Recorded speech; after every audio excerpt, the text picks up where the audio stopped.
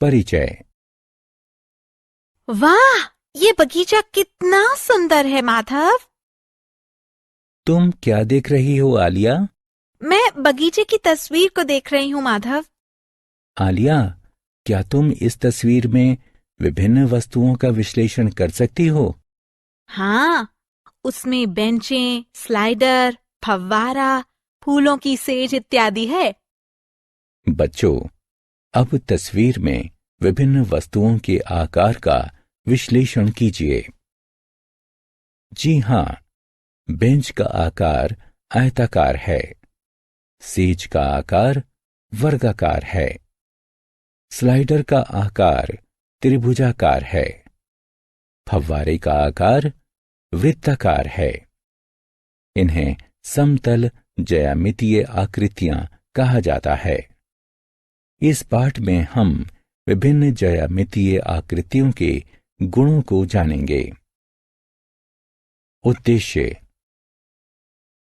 इस पाठ के अंत में आप निम्न करने में सक्षम हो जाएंगे: वर्गों और आयतों का परिमाप ज्ञात करना, वर्गों और आयतों का क्षेत्रफल ज्ञात करना, त्रिभुजों का क्षेत्रफल ज्ञात करना,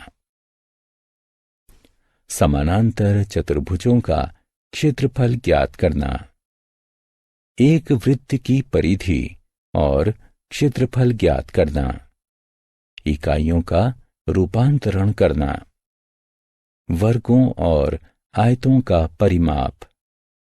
बच्चों, क्या तुम पार्क में फूलों की सेज की सीमाओं को माप सकते हो? हाँ, सेज की भुजाओं को मापकर सेज की सीमाओं को मापा जा सकता है। तो एक आकृति का परिमाप आकृति के चारों ओर की बाहरी सीमा होता है। अतः वर्ग का परिमाप वर्ग की भुजाओं का योगफल होता है। शायद आप समझ गए हैं कि परिमाप क्या होता है। क्या तुम पार्क में आयताकार बेंच का परिमाप बता सकते हो? हाँ, हमारे पास आयत की लंबाई और चौड़ाई की मापें हैं और आयत का परिमाप उसकी लंबाई और चौड़ाई का योगफल होता है। अतः इनके योगफल द्वारा हम इसका परिमाप निकाल सकते हैं। वर्गों और आयतों का क्षेत्रफल। विद्यार्थियों, क्या तुम पार्क में सेज के आकार को पहचान सकते हो? वह वर्ग के आकार में है। एक वर्ग बराबर मापों वाली चार भुजाओं की एक बंद आकृति होती है। क्या हम सेज का अंदरूनी क्षेत्रफल ज्ञात कर सकते हैं?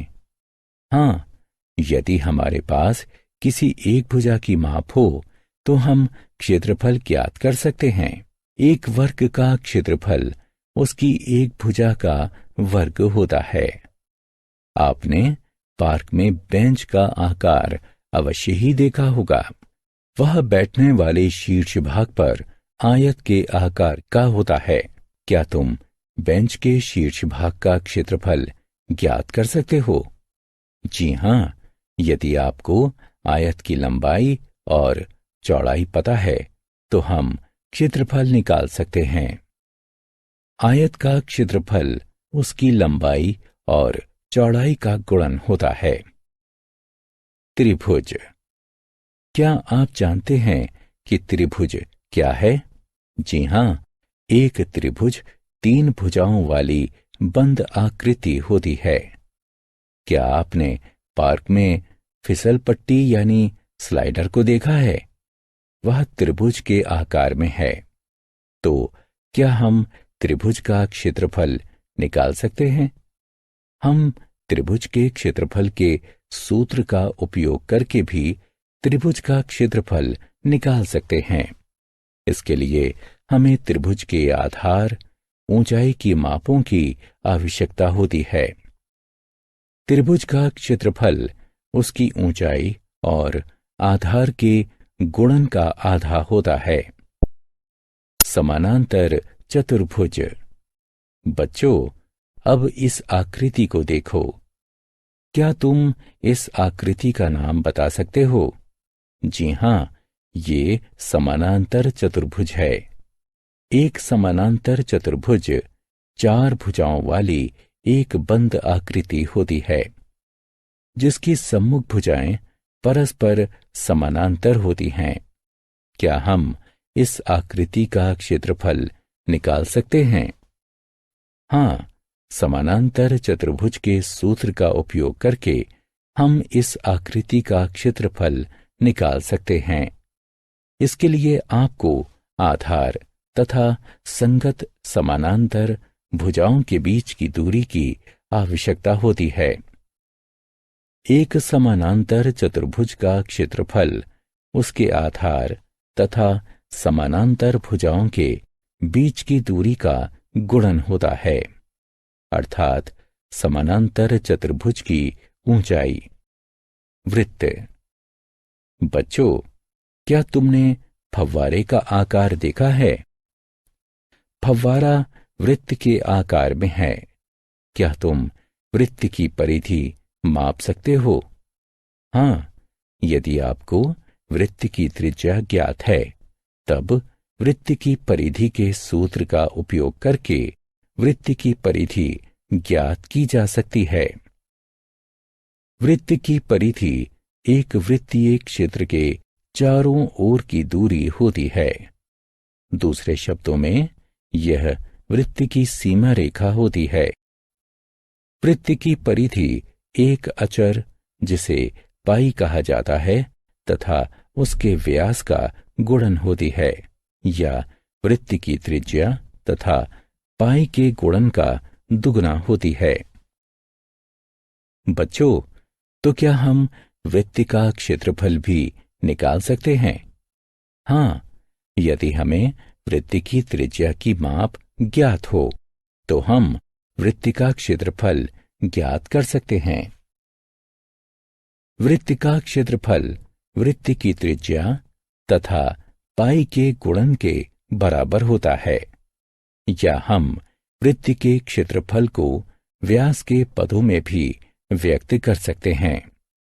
हमें ज्ञात है कि वृत्त की त्रिज्या व्यास की आधी होती है, तो इस स्थिति में वृत्त का क्षेत्रफल व्यास के आधे के वर्ग तथा पाई के गुणन के बराबर होता है। इकाइयों का रूपांतरण। हमें ज्ञात है कि 1 सेंटीमीटर में 10 मिलीमीटर होते हैं। 1 मीटर में 100 सेंटीमीटर होते हैं। 1 किलोमीटर में 1000 मीटर होते हैं और 1 हेक्टेयर में 100 मीटर होते हैं। कभी कभी हमें बड़ी इकाइयों को छोटी इकाइयों में बदलने की आवश्यकता पड़ती है। अब हम इकाई प्रणाली की मूल बातों को जानते हैं, तो हम निम्न प्रकार से बड़ी इकाइयों को छोटी इकाइयों में बदल सकते हैं। सारांश। आइए हमने जो कुछ भी सीखा है उसे संक्षेप में दोहराएं। वर्गों और आयतों का परिमाप, वर्गों और आयतों का क्षेत्रफल, त्रिभुजों का क्षेत्रफल, समानांतर चतुर्भुजों का क्षेत्रफल, एक वृत्त की परिधि और क्षेत्रफल, इकाइयों का रूपांतरण।